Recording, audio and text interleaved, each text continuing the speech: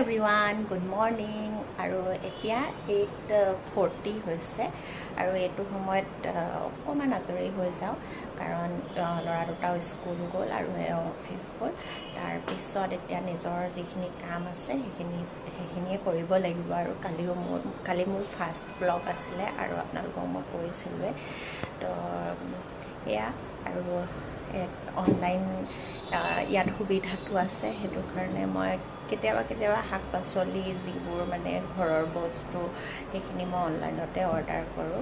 তো আহি গ'ল, সেইখিনি মই কি দেখুৱামনো, তথাপিতো আৰু ৰাতিপুৱাই আহি গ'ল। অনলাইন শ্বপিং বুলি ক'ব পাৰি। এয়া শাক পাচলি, তিয়ঁহ অৰ্ডাৰ কৰিছিলোঁ, শাক পাচলি আছে, ধনিয়া কেইডালমান, ধনিয়া এতিয়া বহুত বেছি দাম, মাখানা এইবোৰে আৰু। তাৰপিছত এয়া ৰাতিপুৱা আলু চব্জি বনাইছোঁ বা ল'ৰাকেইটালৈ টিফিনত দিবলৈ। সিহঁতি শুকান ৰুটি খাই ভাল পায়, শুকান ৰুটি